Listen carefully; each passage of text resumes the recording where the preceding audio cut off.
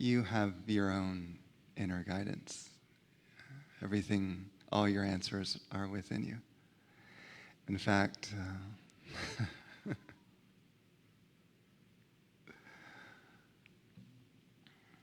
my teacher, Swami Purna, you'll notice a little picture of him right here, once said that, once was asked in an interview, how do you know when you're enlightened? And he said, when you have no more questions. So, what does that mean? It means when you are merged with the Almighty, when you are absolutely free of all of your problems, when you feel and see, hear, smell, taste God everywhere, and there's nothing else but that. There's no more questions, because it's all you. This is the ultimate spiritual teaching. I don't know why I'm beginning with this, but it's a very sort of profound topic. Most people are trying to improve themselves and to become better people, like less negative, less depressed, less angry, less hateful.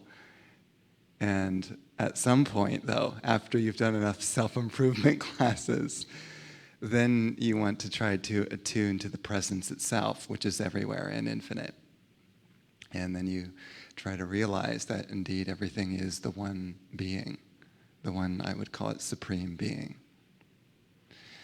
And so that supreme being can be found in the pause. And in the pause, the guidance comes through. You didn't have to ask anyone. You'd have to go to a healer and say, can you answer my problems for me? I don't know how to solve this. It just kind of comes to you. It's kind of like intuition, right? And so then there's no more debate in the mind. Should I do this? Should I do that? Gosh, I'm not sure. Should I go and talk to that person? You know how our whole mind is debating most of the day about what we should or shouldn't do. When your third eye opens, it's the seat of intuition. You're always sort of flowing, and the answers just come to you. There's no debate in the mind. Isn't that a beautiful thing? Would love to be in that space all the time. No more worries. And then so that's one aspect where the mind becomes still, and then in the stillness, your answers come. So then the second aspect, which I wanted to speak about, is the Anandam, and I chanted the mantra for that, Anandam Premanandam. So the Anandam is a state of pure bliss. It dawns upon you when you have no more desires for life to go this way or that way. You've seen a little leaf float down a river. Does the leaf struggle to hold the banks of the river?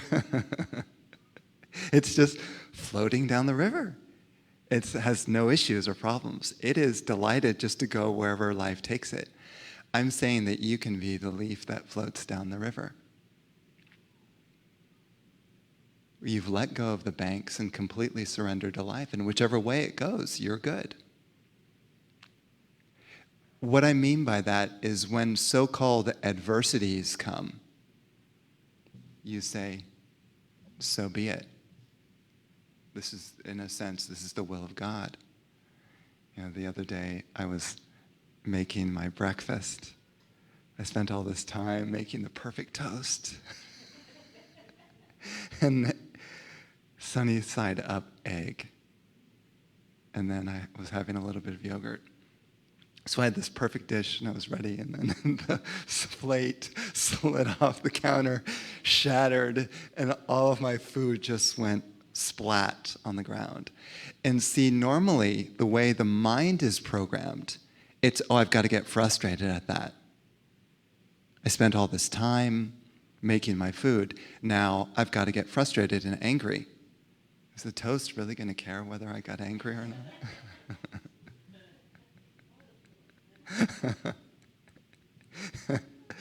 So when I noticed just in that moment that I wanted to get frustrated and angry, I stopped, and that was a split second. And you know what I did? Thank you, God.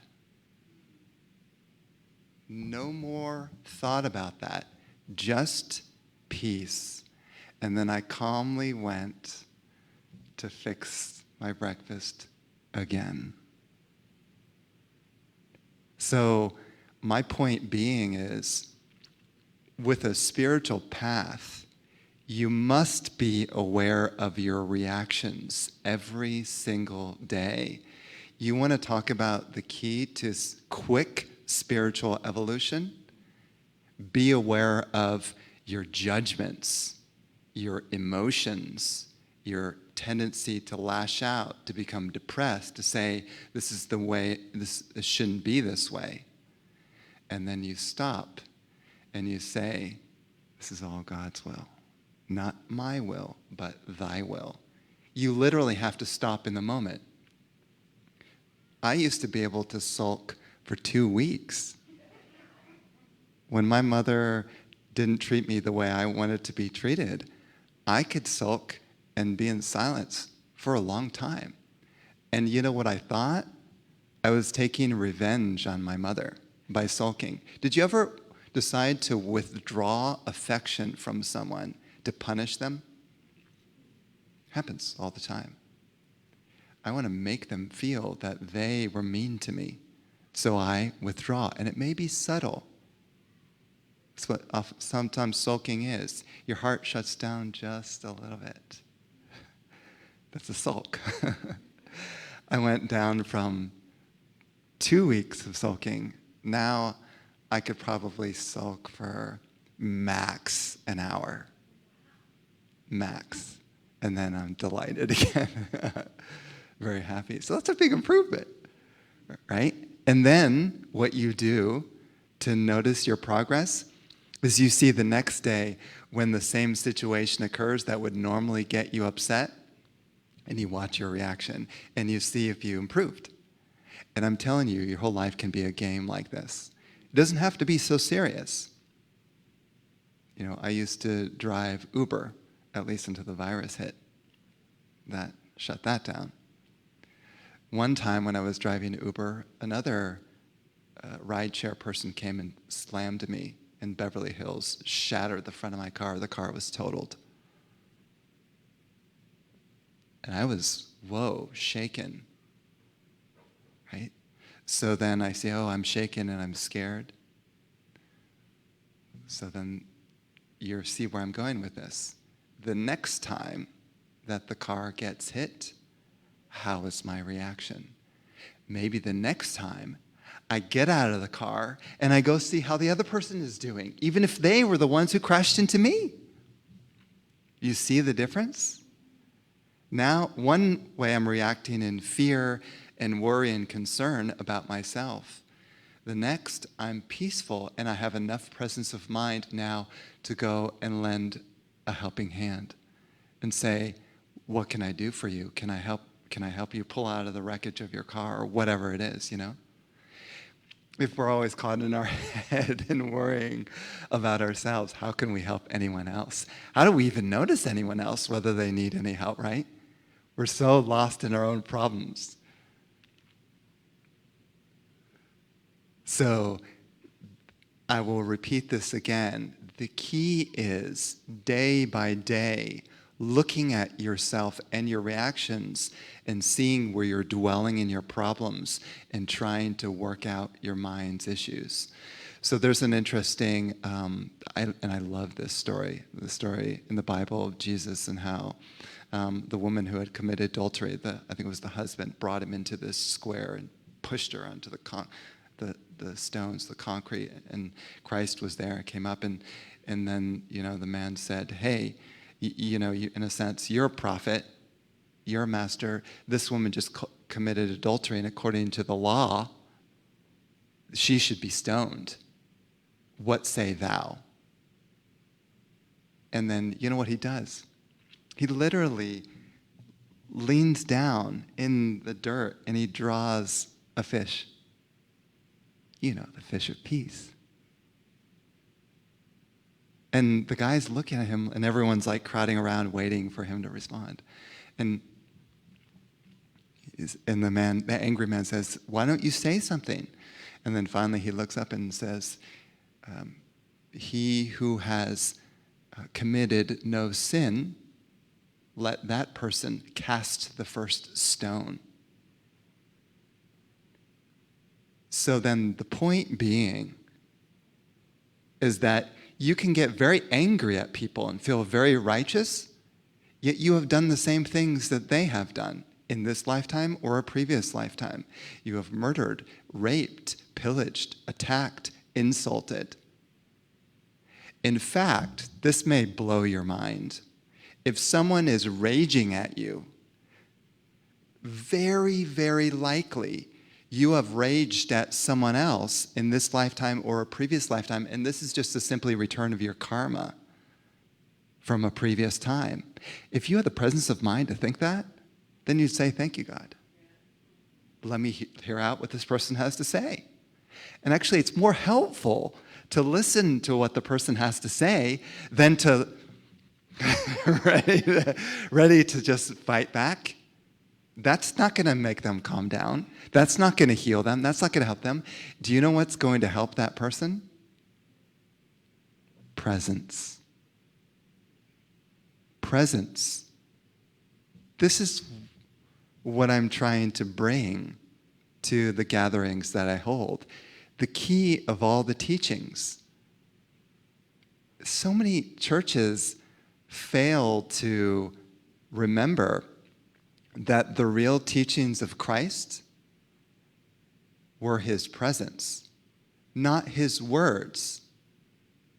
Not like the Sermon on the Mount and all the words, all the words about thou shalt not kill, that, be nice to your neighbor, love thy neighbor, love God with all your heart, all the words. It's being in the presence of God, imbibing that for yourself so that you become present.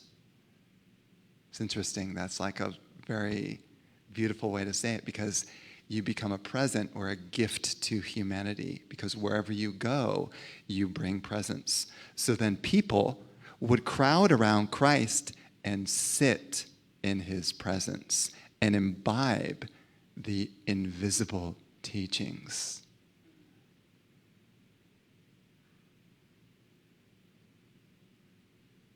And so if you can create in a church true, powerful presence, I'm telling you, and you can see it, right, in people's energy fields and their chakras, and their aura starts to light up. Their chakras start to illuminate. Their nadis, their energy channels start to clear. They become inwardly joyous and glowing, and literally nothing need be said in that presence. That's what I mean by the teachings. The teachings then are passed down. It's not easy to hold the teachings. I'm just making that caveat. And the reason is because then you go out in life. Oh, that was such a blissful experience. Oh, wow, the meditation. I must be enlightened. I'm so loving and so happy. And then, someone cuts you off in traffic, and then you give them the finger. And then say, what happened to my enlightenment? So the point being is, can you bring the teachings into your daily life? So on Sunday, you feel all great, illuminated, and happy because you were in the presence. But then during the day, you judge people in your mind. How dare that person did that to me? How dare that person treat me like that? Oh, I don't like that person. Oh, that person's mean. Oh, but that person flattered me. I really like them now. It's like, and then Sunday, okay, I'm ready. So this is my point being is, bring the teachings into your daily life. Struggling against your ego. Can I give you like a simple example? Okay. Let's say you get up in the morning and, it's whatever. Let's say you get up at 7 a.m. or something like that. And then you feel tired. And so you just roll over and sit in bed for another 15 minutes. You have just created laziness as the start of your day. That energy will go it's like a thread that will continue with you throughout the day, depending on how you begin your day. Now, if you wake up at 7 a.m. and you get up, and then whatever you kneel on the floor and you say, thank you for this day. I appreciate one more day of life that I have been given. What can I do to serve? Something like that, right? Compare the 15 minutes of like, oh, I'm so tired, compared to just getting out of bed and making that prayer, even if you feel tired.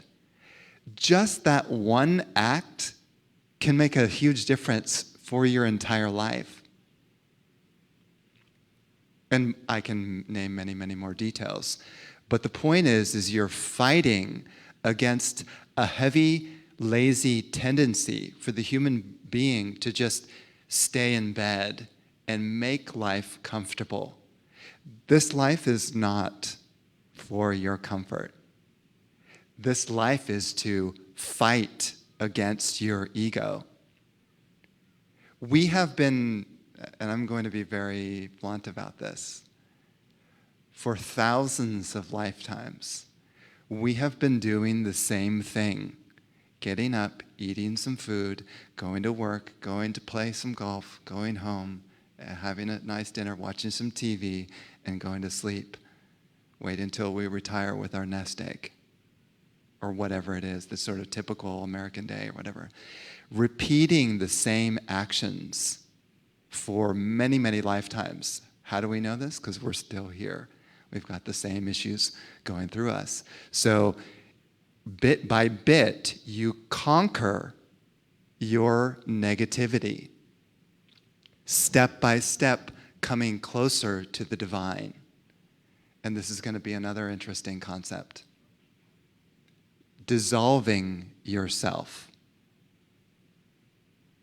So sometimes I might state this, the energy that I like to bring to a gathering is a dissolution process of your ego, where those heavier, lazy energies get burned off. Not only that, but the frantic, active energies of wanting to do, those get burned off. So what are you left with? Peaceful, focused meditation. So in any circumstance, you're calm, cool, collected, and loving all at the same time. So I want to kind of just make sure to repeat these two things, which I feel are so crucial. As I mentioned, working against your ego and your lazy tendencies, first step.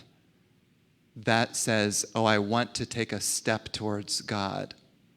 That's you know how they say, take one step towards God and God will take 100 steps towards you. This is so true. You actually have to try. Like, I'm struggling on a daily basis against my ego every single day, watching my thoughts and emotions very carefully. Okay, so it's not just I'm telling you something, I'm living this, and it's not so easy. Secondly, the second component, which I would say maybe a lot of people are missing, which is then being in what I call satsang. Does anyone know the word? Satsang? Yeah, in Sanskrit, it's people who want to go way up into the Himalayas and go visit the great yogi and be in his presence and just attune to his peaceful vibration. It's what this is what Christ was holding, songs, people attuned to the vibration. So sat in Sanskrit means truth. Sang means gathering. So gathering in truth. So you go out of your way to hang out with a saint. Why I say a saint is it's important to be around a pure being, a being who has purified their ego. And when you sit in the holy presence of such a being, you get purified. If you don't have this, it's difficult. Because the presence of a saint, I have been a saint chaser for the past 16 years.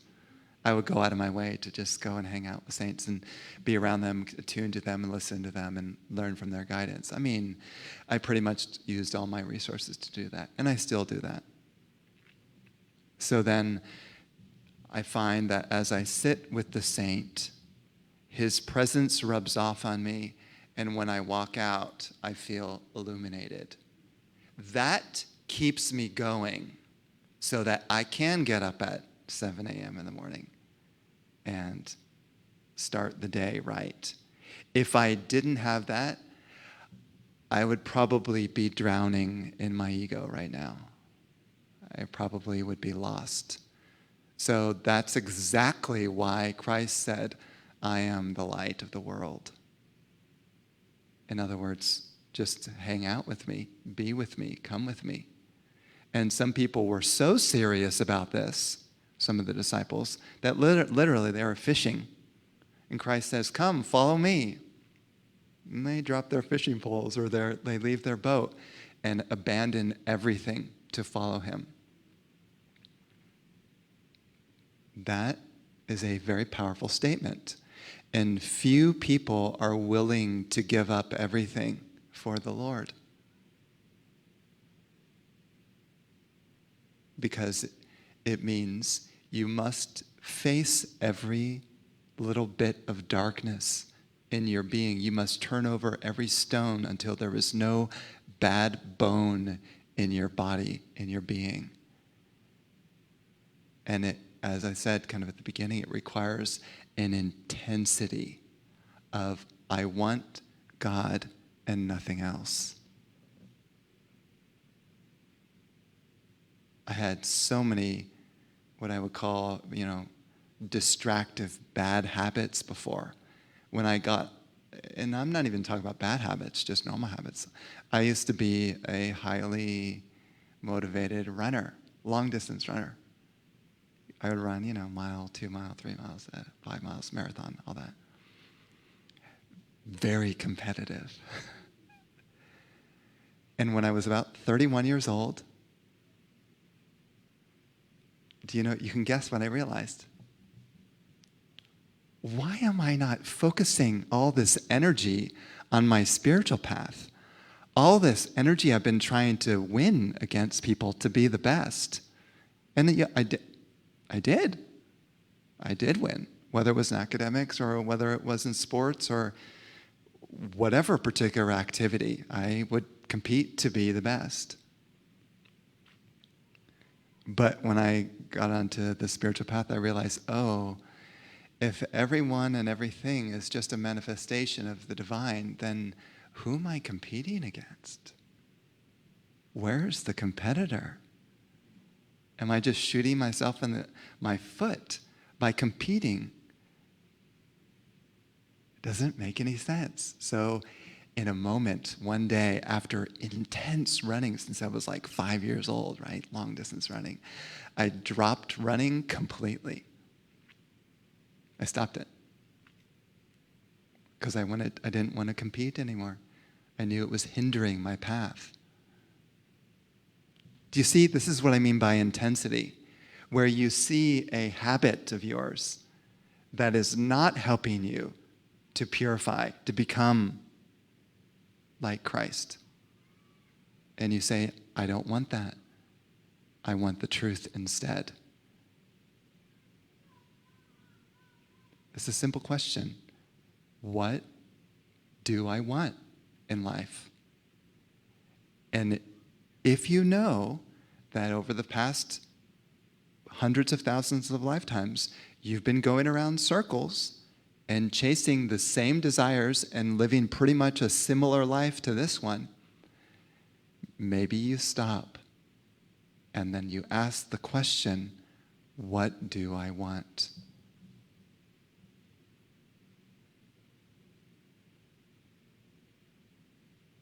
So this may be just an encouragement for people to really look at their daily lives and see where they're aligned and see where they're misaligned and start changing things. I'm not suggesting be like those fishermen and just drop everything and say, oh, I don't need my house anymore. I don't need my family anymore. You know, take care of your responsibilities. But how can you infuse the beauty of the presence in all of your activities, everything that you're doing? So then you're loving and kind with everyone. And your kids no longer can bother you, let alone anyone else who tries to get your goat, so to speak. You're unaffected. I would say a huge stage in the spiritual path is when you become unreactive to anyone. They can say whatever and you just don't mind. Why? Because you see them as your own self. Everything is the divine. Every person is like we so much think that, oh, I'm in charge of this body and I'm walking around. What is the real power that's making this body think and walk around? It is another power that you don't see. So you assume that it's me who's making the decisions. No. But you kind of have to start purifying yourself before you start to realize that, oh my God, everything is a vibration of the divine everywhere I look. So even the person who's yelling at me right now, and you might even start laughing like, wow, that's really funny. And all along, here I was reacting at someone, and this is God yelling at God, and there is only the God, only God. Everyone is sort of like this divine, this puppet of God. It's an interesting concept. And then at some point, you see it and feel it. Directly, you know it. Not just as a philosophy. Because I've met many people who have read spiritual books and have lots of information, but are not embodying the teachings. I've met many people who know way more than I do about spiritual things. Way more. I've read way more books, way more well-read. And yet, maybe they're too smart, because then they start to say, oh, I know something. And the moment you say, I know something, then you're stuck. Then you're stuck. You've lost your humility. I know something. So I say, I don't even like to say that I am a spiritual teacher, as an example, which many people call me that, but rather like a person who's just sharing what I've learned, and then you can take it or leave it. I don't want people to take this and say, oh, this is the truth. I just like people to feel something for themselves. That's why I chant these mantras and do the breath practices, to help people to soften so that they can feel their own inner presence. Not that I'm just speaking about presence. Do you see the difference? Don't you want to embody the teachings rather than hear some inspirational talk and go home and say, that was a nice talk? No, you want to go home and say, wow, I'm starting to feel everything is sort of diffused. And this is God, and that is God, and this is, oh my gosh, it's everywhere. And that starts to be your direct experience. That is way better than taking any information from a spiritual lecture.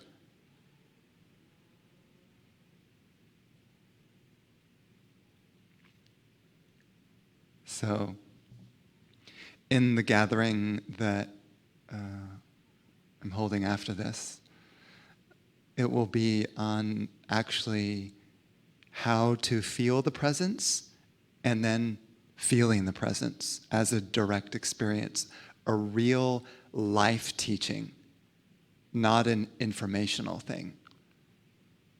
So just understand that this is not about giving you more information because you already know too much.